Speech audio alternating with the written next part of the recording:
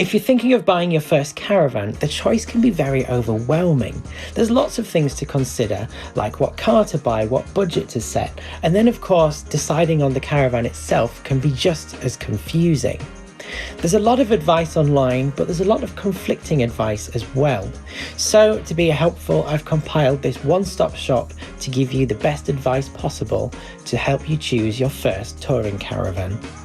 Welcome to Not Another White Box, the YouTube channel that brings you all that's cool, quirky and unusual in the caravan world. My name is Cameron and today I'm bringing you an essential guide for what to look out for when buying your first touring caravan.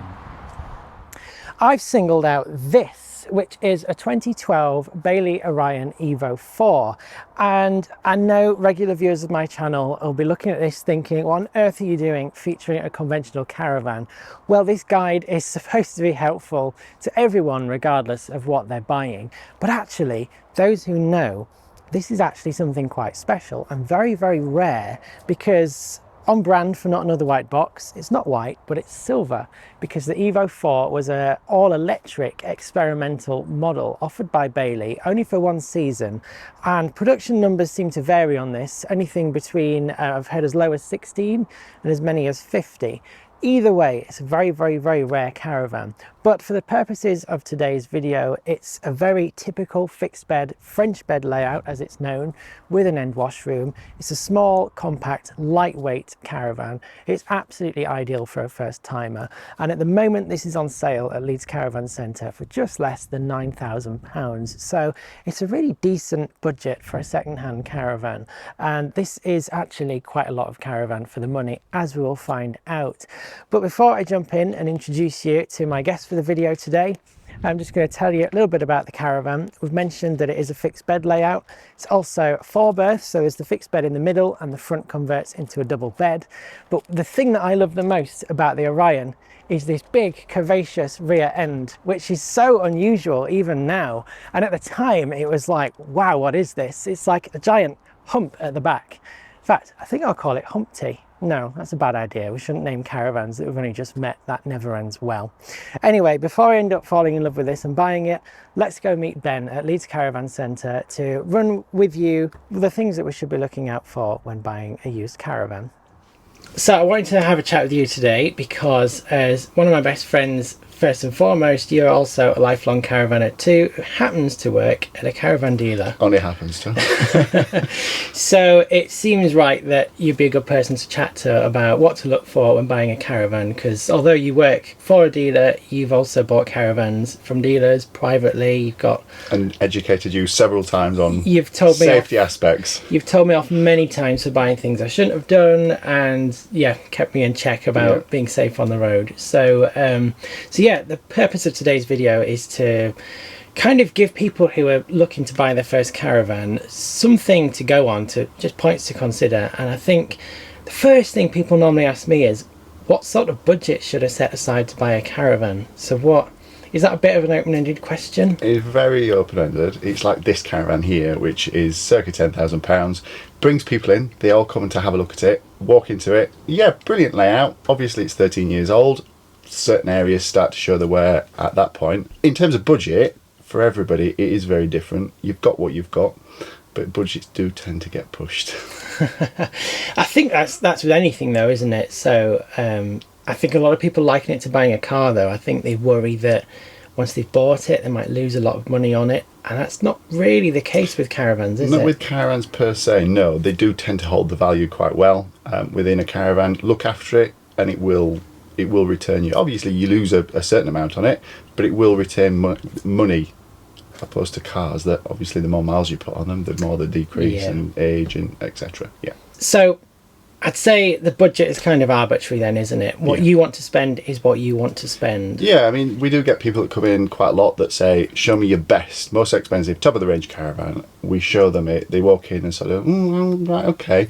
And then I take them into a budget caravan and they go, oh my God, I absolutely love this. So in terms of budget, somebody could have the biggest budget in the world, but not spend it because they found something that they actually prefer. And it's about walking into a caravan and deciding that actually this is more yours, rather than one that might be within budget and or pushing a budget and being a little bit not them per se. I think that leads me into my next question is actually settling on a caravan or what you're looking for. You've mentioned then sort of people can come here and just have a look at everything. Do you think that's probably the best way to approach it? Yeah, obviously here we leave all the doors unlocked so people can just go in and out of caravans. The worst thing is constantly going backwards and forwards asking for keys. People lose interest so quickly. I hate that. I understand why dealers do that because stuff can get knocked around. Things go missing. Cooker knobs is a famous one, and they're quite expensive to replace, certainly when you've got to do 6 of them. So yeah, that's an amazingly frustrating point. We've had everything go missing, from cushions to mirrors to cooker knobs. Yeah, that's why you'll walk around certainly the dealership and find radio fronts missing, microwave plates. They're hidden away somewhere. You take it all out beforehand to stop. Okay. Exactly that. But that's a huge perk of just being able to look round. Yeah, people can do it at their leisure, and it does help us sell caravans that people can just walk into them, find out what they want without us being around them and hovering over them, that they feel a little bit intimidated by the salesman cliche that we're not. I think that's a really good point. If you can go in a caravan, just see it, touch it, feel it, experience, try and imagine what it might be like to live in it. That's the key aspect, yeah. Because it's difficult. People often say to me, well, there's we want a 6 berth because we want more space. Doesn't necessarily mean a 6 berth is going to offer you more space. No. I think I would advise people to be quite broad-minded and consider lots of different layouts. Yeah, obviously out there there's everything with a fixed bed in a caravan is classed as a 4 berth, but most of them, including mine, is a luxurious 2 berth. We don't have people staying with at the front, we don't have kids, so it's a luxurious 2 berth. Even 6 berths sometimes, if it's the layout that you want as a couple, it's about the layout and the space and how it feels, opposed to how many berths might be stuck in the window and thinking, oh god, we don't need 6 berths because you're not going to use them. It doesn't matter. So as much as we can advise people to be very technical and analytical, I think you'd say the same. I'd certainly say this. So much of it is that feeling you get when you walk inside the caravan, because it is your mobile home. It's like buying It's like buying a house that you can't change the carpets, you can't change the furniture, you can't change the curtains, and you've got to live with it, and it's your house. And it's the same with a caravan. You're spending quite a lot of money, you've got to be able to comfortable living with it. If it's like some of us, you're quite sort of good with a sewing machine, you can make your own curtains, brilliant, but how many people like that? There isn't many. No. So it's got to be nice, it's got to feel nice for you. And most people, they have dogs, they cover the furniture anyway. So another aspect, people walk into them and sort of, well, I don't like the upholstery. Are you going to cover it up because you've got dogs? Well, yeah. So there's no point, there's no sort of issue with that. Just buy some nice throws, some new pillows, and put them into your taste.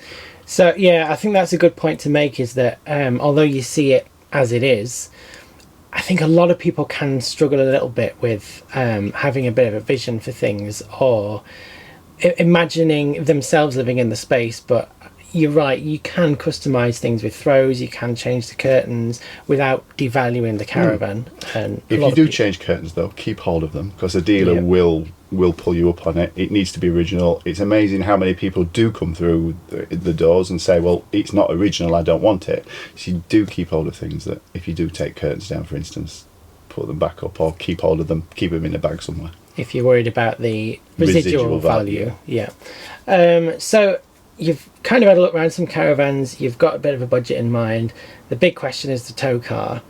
How do people go about working out what their car can tow? Because it seems like a bit of a minefield, but it's actually quite simple, isn't it? Yeah, we've got a system that does it. We find your car in the system, the year, the make, model, engine, for instance, making sure, and you're going on the max tow for what your car can tow, and you can't legally go over that for any reason. And obviously on the window, or certainly VIN plates, you'll see MTPLM, which is the maximum technical permissible labour mass of the caravan, and you can't go over that on your max tow.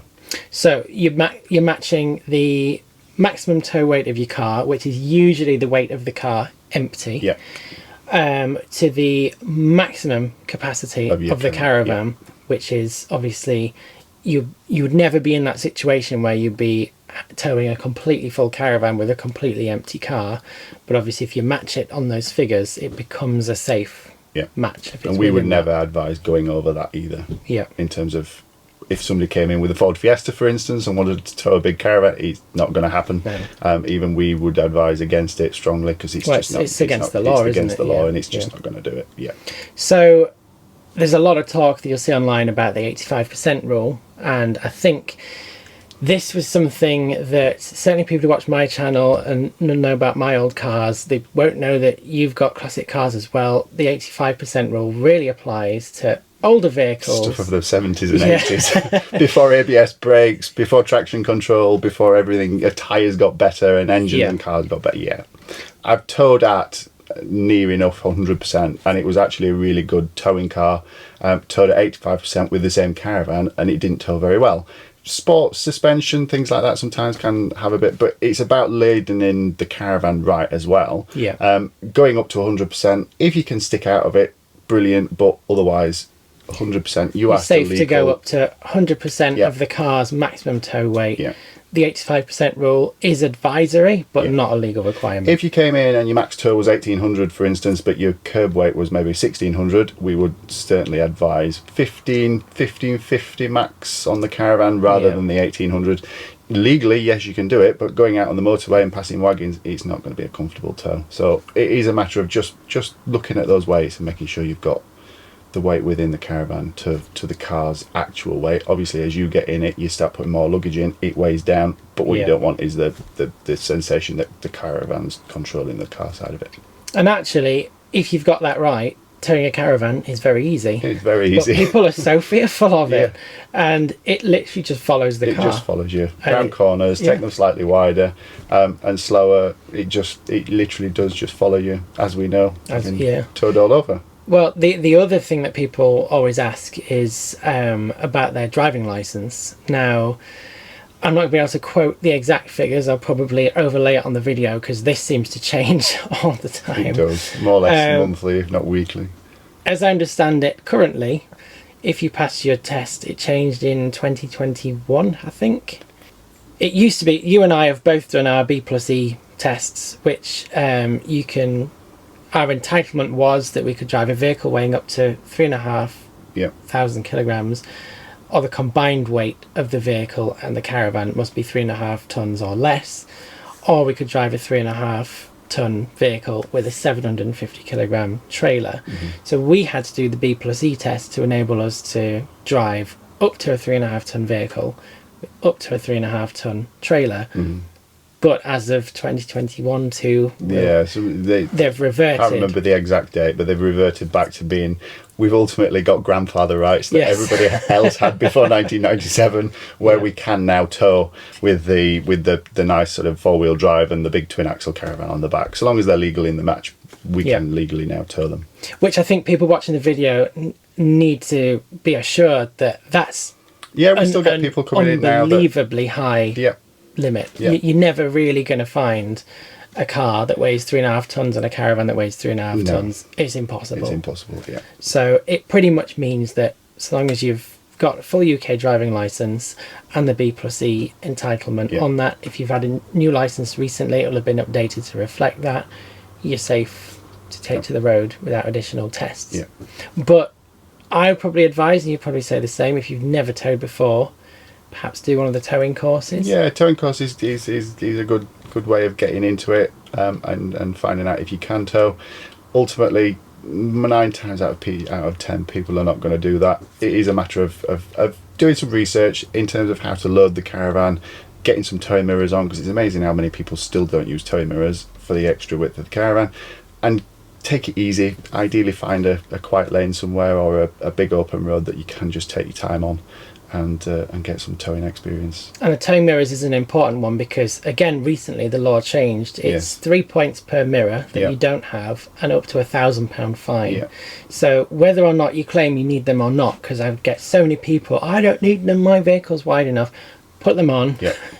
We tow with a big Defender truck here and they go on every time because it's just not worth the hassle of potential points and a large fine to go with it. Especially not when you're in a company sign-written vehicle. And customers do spot us driving around, and Yeah. seeing you deliver that caravan. Where you going? Which day was it? Yeah, I think the most important thing is to stay safe and stay legal.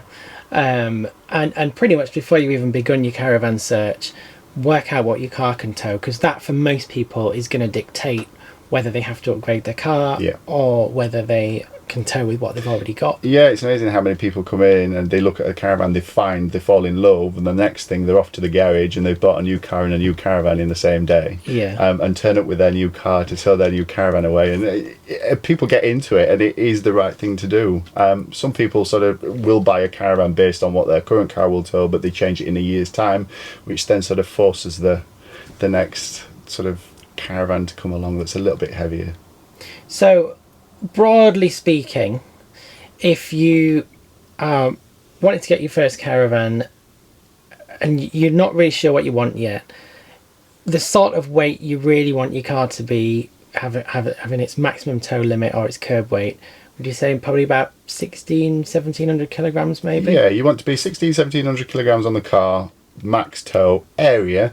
If you want to tow something that's of a decent size, sort of single axle fixed bed caravan, and then you know that most caravans you're going to be buying is within the weight. Obviously, if you're coming in and you're wanting to buy a little Bailey Discovery, for instance, you don't need the big car to tow it. Something like a Golf or something like that will be perfectly fine. But yeah, something that's 1500 kilograms, you want to be sort of 2 litre diesel Passat, Ford Cougar. If you want to be petrol, you want to be looking at something like Kia Sportage with a bit of a decent size to it to be able to tow the caravan itself. And also check the Caravan and Motorhome Club Towcar of the Year results, because they go back 10 years. Obviously throughout the years we can sort of plot, certainly over the last 10-15 years, what tow cars of the year. Tiguan's were a big one, and they were all out at the time, and in recent years it's turned into Kia Sportage, so you can plot the graph as to what was the best tow car within the caravan club at the time, for what people turn up with and tow with. And I guess working at a dealership, you sort of get to see an average sort of car that people tow with, which would you say is probably like an SUV? Yeah, SUV. We've gone through, certainly with the Alicanto models, we've gone through particular cars on there that you see, because obviously the big 8 foot wide twin axle cars, caravans, you need the sort of decent cars to come through. Generally Volvo XC sort of 60s, XC90s, a couple of Audi Q7s, that type of thing that come through, because you want something that's of a decent size. But also, don't underestimate large family hatchback or estate. Estate cars. I've got a twin axle island bed, and I tow with a Volvo estate car V90, and it does the job perfectly well. It's very stable. It's sort of just about on its limit by probably about 100 kilograms, something like that. And I've been down to Cornwall with it, and it tows perfectly absolutely fine. Yeah. So I think we've probably covered everything you need to know before you've even set foot at the caravan dealership or began your search. Would you kindly show us around this particular caravan and show us what we want to be looking out for once we actually get to inspect the caravan? Yep. Starting at the front of the caravan, you're looking at things such as the Alco stabiliser. You want to be making sure it's in good condition. You have to do that with obviously putting it on the tow bar for the marker points. This one has 13 pin, making sure the wiring is perfectly fine, not chafed on the floor, so it's obviously worn through. If it wears through, you're restricted on road lights that potentially do work. Front end, obviously just checking its general condition, making sure there's no cracks in front panels, side panels. Windows are perfectly fine. Downside to cracked windows is certainly these, depending on the type of caravan, you can be easily £1,000 for a new window, so checking that they're all in good condition. Things like decals, you'll notice at the top there, it is 13 years old. You can get new ones. Most people just take them off, give it a good polish, and you can't see any remnants of it. Coming around the side, again, checking things like windows, awning lights. The sides, have they got a nice shine to them? Has it been looked after? If not, it will polish up, it will clean up. You can do these things with a bit of time spent on it. Making sure there's no dents as such. Obviously caravans do get dents over time. Making sure there's no big punctures in the sidewalls. This is a fiberglass side, so you don't get any dents in them like you do with aluminium. Again, aluminium ones, they do dent semi-easily, but so long as it's not pierced the skin, it is fine. This one's got a little hatch that's under the bed. This one is a small hatch compared to most of them that are quite large. It's a lightweight caravan, you get the tiny little things. Alloy wheels on this particular unit as well. Most caravans these days are coming with alloy wheels on them. So yeah, general side, checking its condition, moving around to the back of the caravan, checking its condition, same as the front really, with back panels, side panels, making sure that it's a clean and tidy. These little rubber trims, most of they can come out. Some of them do, some of them don't. This is obviously being looked after in its time. Keep them clean. You do get a little bit of sort of black mildewy type thing. You can clean them up. I'll certainly get them as clean as possible, but a bit like that. But they do tend to, certainly with age, yellow a little bit. Still available, but again, it's all personal choice on that side of things. So coming around the off side of the caravan, usual, again, check the sides for any major damage. On this particular caravan, because of its layout, you've got the cassette toilet with filler on there, making sure the cartridge is in there as it should be. This one has gas box on the side, fridge vents, which is the usual, making sure these are there. They are obtainable second hand and new, and then your water inlet there and your mains inlet plugs in there. This one being again different, you would normally have a battery box in there and the wire would be tucked inside, but it doesn't have a battery on board, so this one is purely just a mains plug in the side. One of the things that I do go on about with caravans and just in general with everybody is tyres, and it's something that they are your main point towards the road, in that it's the only contact you've got. On the tyres, you want to be making sure that the date code is within, ideally, maximum of 7 years. Some people say 5 years, but yeah, 7 years is your max really. You'll find the date code on the tyre that's stamped on these. These are 1421, which is 14th week of 2021. And then generally checking the tyre on the outer, making sure there's no cracks in there, no bulges, and obviously in the tread, best you can. Obviously when you're buying it second hand or even new, sometimes you can't check the whole of the tyre.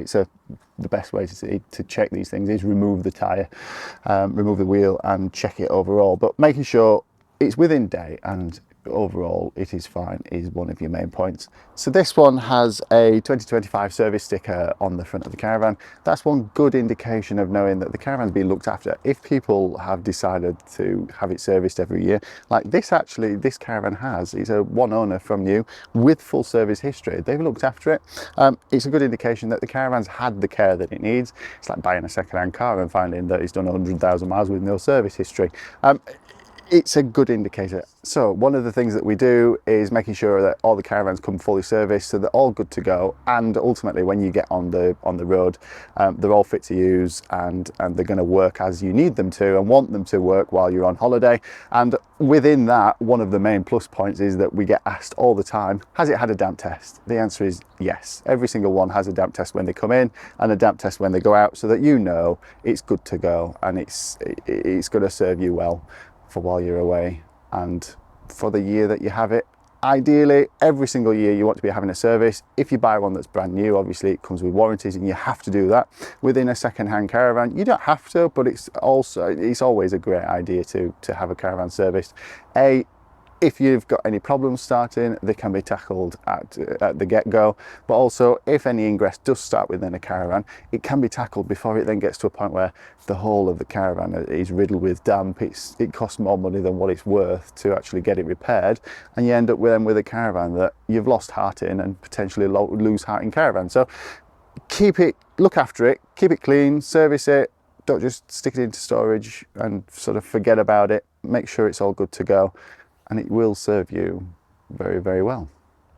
One of the first things that I do when I come into a caravan is look at the general condition overall. Is it clean and tidy? Answer is yes. Moving to the sink and cooker, are they clean? Yes. Everything is clean within the caravan. Obviously the sink is clean, and that is a good indication too. People have looked after it. The amount of cookers that I have seen over time that are not clean, and that's just in my personal life where I've gone to have a look at a caravan. I've walked in, I walked back out, and my other half's sort of come with a bit more of an eye for, well, we can do this and do that. And no, absolutely not. It's not happening. So yeah, general, is it clean and tidy? And that's what your plus points are. Your upholstery, has it got rips in? No. Is it in good condition? Yes. You need to be looking at these kind of things. Obviously throughout the caravan, everything working, your fridge, does the light come on if it's got one in there? If they've kept it clean and serviced within the caravan side of it, you know it's working. Worktops, have they got any dents in them, any scratches? This one obviously no. General things such as blinds, fly screens, are they all okay? Have they got any rips in the bottom? Has the fly screen got any dirty mildewy marks on? Obviously this one hasn't. Within the caravan itself, are the cupboard doors, are they all, ultimately, are they in line with each other? Do they all open and close? Is there any screws missing within the catches itself? In the hinges, do the catch work? Press buttons to hold your pots and pans in there. Overall, kitchen wise, is a very good indicator to how the caravan itself has been looked after. One of the things that you want to be doing is checking to find out if anything's been covered up or not. One of the big things to find out is worktops generally, and one, has something been placed on the worktop to cover it up strategically? Sometimes there's a dimp below it, and trying to get worktops, certainly on this age of caravan, you can't get. Which actually brings me on to these cupboards. They've actually been painted by the previous owner. So because of the age of it, you can't get the cupboard anymore. So because these have a vinyl covering over the door itself, they tend to crack, which obviously spoils the complete look. So the previous owner, that was quite fastidious in what he did, removed the cupboards, took the fascia off, and has actually painted these cupboards a very similar shade to obviously the kitchen cupboards, to try and give it a bit of a different look to the kitchen area, to the front. But ultimately, you wouldn't know whether they've been painted or not, and they actually do fit in very well. So obviously checking things that haven't been covered up, such as wall coverings. This particular one has GRP internals on the caravan. A lot of other caravan manufacturers still use wallboard, so making sure that things aren't just stuck in places that shouldn't obviously be there. Kitchen wall coverings, for instance, people love to do a splashback, but is it covering something up? Finding out what's there. Don't discount it per se, because it might be just something that somebody's done something to make it look tidier. But one thing you do want to be checking is that there's no damp in the wall of the caravan, and that the damage that it's obviously covering isn't something a little bit more drastic to the caravan itself that's going to cause issues further down the line and potentially be a little bit costly. One of the main things that is asked by a lot of customers within every single caravan sale, has it got damp? The answer is, if you buy it from Leeds Caravan Centre, no. We've checked all these things, all the caravans for damp. We've checked these things, we've gone through them quite finely to make sure that they are all dry and that they're good to go. One of the things that does happen, certainly on a caravan of this age, 9 times out of 10, it gets traded out. We can't obviously spend the time, let alone the money, in repairing these caravans, because we've got lots of other things to be getting on with. So this has stayed because of its condition. It's such good condition, obviously full service from you, and being well looked after. And one of the things it doesn't have is damp within the caravan. When checking the caravan though, you want a damp meter. Now this one is a non-invasive damp meter, but also has the 2 prongs on the front. The non-invasive one, you have to, if you're not quite sure how to use it, if you go along the wall, you can find that it's got 100% damp. However, it isn't 100% damp. It might be, for instance, above the door, they put a metal plate in there, strengthening.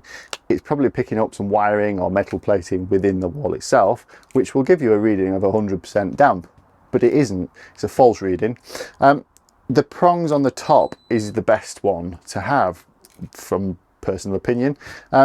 If it's got damp, it is going to tell you. Obviously, me putting my finger on the top, it's beeping to tell you there's damp in there, and you get a percentage reading on the top there. Percentage readings, anything between sort of 8, 10 up to roughly about 15% within on a damp meter is good. Anything sort of 15 to 20, 25%, keep an eye on it.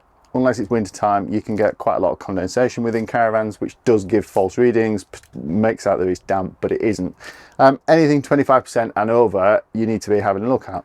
If you coming in and, for instance, there's 25% damp in the caravan, certainly is on a service, we'd be advising that we'll get you back in sort of 3 months' time. If it's in spring, autumn, or even winter, summertime, it's questionable, but at 25%, we don't want to be doing any invasive resealing. We want to find out if it's going to get any worse, and keeping an eye on it is the way forward. Obviously, if you've got 30, 40, 50% damp in there and higher, you need to be having a look and finding out what's wrong with it. Obviously, if the caravan comes in part exchange and we've got damp within a caravan, we have to then look at obviously how much it's going to cost to fix, etc., because the new owner of the caravan doesn't want to be buying a damp caravan. And ultimately, when you part X your caravan with us or any dealer anywhere, we are buying that caravan from you. You may be sort of part Xing it, but you still want an amount for your caravan, and we can only offer that amount if it's in good condition, because we still have our end of administrative things to do, such as damp repairs, servicing, etc. So yeah, making sure you look after it, keeping it clean, keeping it tidy, keeping it serviced every year, keeps the caravan in good condition. Don't just stick it in storage and then drag it out 3 times a year for your sort of main holidays. Put a bit of care in there. Damp testing, you need to be going around every opening, around the floor, windows, roof lights, etc., around the caravan, just to be making sure that they're all okay. There's no major damp issues within it. When looking at a caravan with a fixed bed, one of the things that I do look at is if the mattress itself is clean, tidy, there's no stains. Some people obviously will put a mattress protector on there, a mattress cover. Take it off. I don't want to see it. If you're going to sell a caravan with the bedding pack, like I have done, put the bedding in a plastic bag. Chances are we're not going to use it. Mine, I've kept hold of it. Somebody can have it for the next caravan. I don't want it on the mattress. I want to be able to see the mattress and that it's in good condition.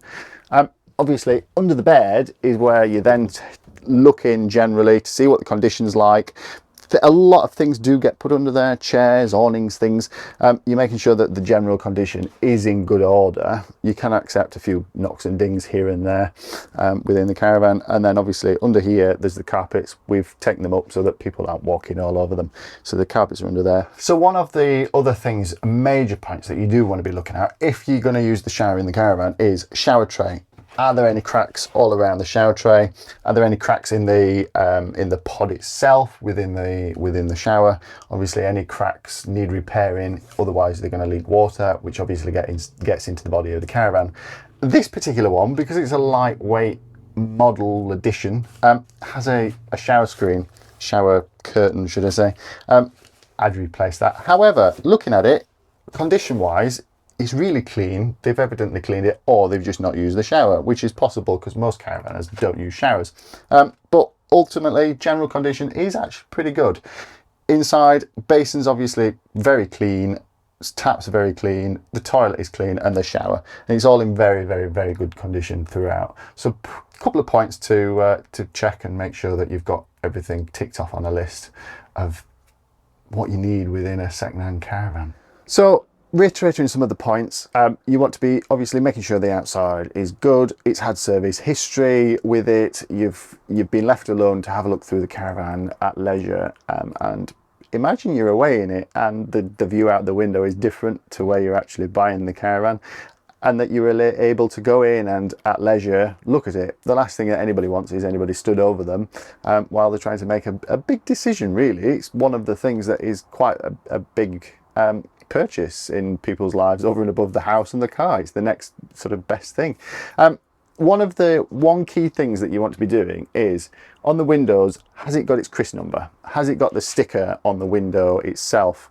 And is it in the previous owner's name? Certainly if you're buying private. As a dealership, one of the things that has to happen is they HPI caravans, make sure that they're all clear of finance, clear of any damage or even being written off, so that you know that you're buying something with confidence that you're not going to take it away and find out there's an issue further down the line. So ultimately, checking those things over, making sure you're comfortable with the purchase, and yeah, enjoying your new caravan. So we mentioned at the start of the video the cost of caravanning and budgeting for the caravan itself, but what about the extras that you need? Here we have a selection of, I would say, is the essentials that you need to actually make the caravan work. So Ben, talk us through what these are and why we need them. So these are the basics that you need to go with the caravan. Obviously, water and waste barrels to make the water in the caravan work and to collect it. You also get the waste pipe to connect the caravan to the waste. You need a battery to go alongside in the caravan itself, and a hookup lead to obviously get mains electric to the caravan. You'd be amazed at how many people still can't understand why when they disconnect that mains lead, the sockets don't work, but the lights do. It's running off the battery. And obviously, gas bottle for the gas system. These are obtainable by any caravan dealership, and most caravan sites, big sites, you can get them on exchange. And then you need pink and blue toilet chemical to make the toilet do what it needs to do effectively. There's lots of cheats out there that people come up with, but you just can't go wrong with the fluid itself in the caravan. If there's one thing I'm not saving money on, it's the chemicals for the toilet, because that's going to go wrong if you try and do some kind of trick there. I've seen all sorts of stuff online, but yeah, the originals are the best. And the one thing we forgot, because we've used it, is the step as well. You definitely need a step to get up to the entrance door. And caravans should all have a corner steady winder, shouldn't they? Should have a corner steady winder within. Obviously, you can't put the legs down without one, and a water pump as well that they should all come with. Yeah. So basically, if you're buying from a dealer or buying privately and it doesn't come with anything, it should have a corner steady winder and the water pump, and usually a wrench for the wheel nuts as well. But all these items here are classed as consumables. I don't know about you, but I don't think I'd want someone else's secondhand water containers, especially if I'm drinking out of the water system. They all definitely need a clean out, don't they? And obviously things like the gas and the leisure battery, you need to take care of the leisure battery and charge it, but also the gas is a consumable item, and annoyingly legislation prevents dealerships from providing a pre-used electric lead. So obviously being used, we can't guarantee it. We don't know what it's had, where it's been, how much water it's been submerged in on caravan sites in England when it obviously gets very wet. So yeah, unfortunately, the one thing that they need to go with the customer as it goes down the line from caravan to caravan and a new caravan. If you get the obviously starter pack, comes with a hookup lead as well. So just so people who are watching this can help budget, what is the rough sort of cost of all this, of the essentials to make the caravan run? So with us, we do £399 for a starter pack to make the caravan do what it needs to do, and so you can work it while on holiday. And obviously on top of that, you'll add in your kitchen things, your bedding and personal effects. What would you say is a reasonable budget? So you've obviously said this is sort of £399, £400-ish. Would you say maybe about £750, £1,000? Yeah, obviously you've bought your starter pack. You need generally a wheel lock and a hitch lock to keep it secure. You want to be about £100 each for those. If you want an awning, you can go however big, but again, start light, start simple, just go away, find out how you use it. To start off, yeah, about £1,000 for your extras, something like that. You can always go mad in the supermarket somewhere and buying all the melamine, or online, buying all the bedding that goes with it. But yeah, ultimately, start simple, start basic, get what you need, build up from there, spread the cost over a couple of months, and yeah, it's a lot easier and a more enjoyable experience doing it like that than buying everything together in such a stress ready for your first holiday in a week's time, to find out that actually we've not used half of it and we've spent all this money. You don't need the big awning, you don't need the big 3-piece suite, you don't need the big lilo in the caravan. Keep it basic, start fresh. Somebody, if next door neighbour comes down and says, oh, you need one of these big satellite dishes, you don't. Yeah, this is something that's frustrated me over the years, especially as someone younger on a campsite, albeit with a lifetime of experience. You'll probably find this as well. People love to tell you how to go caravanning, and on the one hand it's really nice, on the other it can be very overwhelming and quite confusing if you're a newbie. So yeah, definitely keep it simple, stick to tried and tested advice. So yeah, obviously when you get your first caravan, you want to know how everything works, and they should have manuals and things with them, and every dealership should do a handover process. But in my experience, that varies greatly from there's the keys, it's over there, to a more in-depth process. What's it like for you at Leeds Caravan Centre? So for us, we get a varied, eclectic mix, I'll call it, of customers that come through. That some just want to literally come pick the caravan up, go away with it. They'll figure it out. They might watch YouTube. They'll sit and read the handbook. One customer that does strike me in particular was they wanted the early slot so they could get to site. And so, okay, turn up, 10 o'clock. They arrived.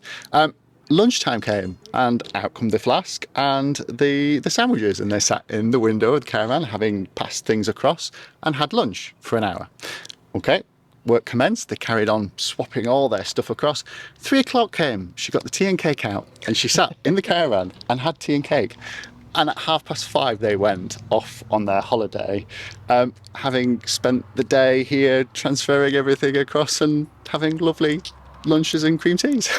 So the message is take as long as you need, take your time. And I guess the benefit of buying from certainly some dealerships is that they'll give you a non-time restricted handover.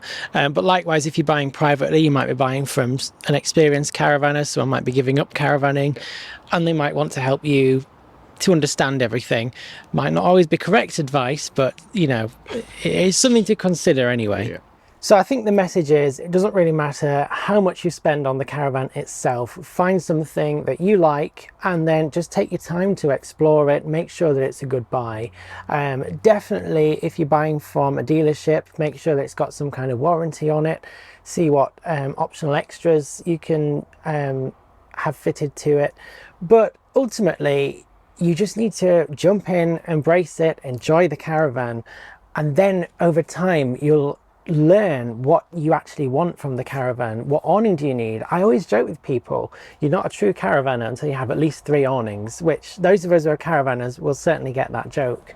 But yeah, just dive in, enjoy it, make an informed decision, take all the points that we've mentioned in this video to just really inspect what it is that you're buying. And I just really want to pass on my thanks to Ben at Leeds Caravan Centre for going through all that, because I think it's really important to get that perspective from someone certainly as experienced as he is with having caravans himself over the years, but also working in a dealership and seeing lots and lots of varied caravans coming in and out the door. So I hope that guide has been useful to you, and I hope you've enjoyed watching today. If you've enjoyed today's video, please do like and subscribe to the channel, and hope to see you again very soon.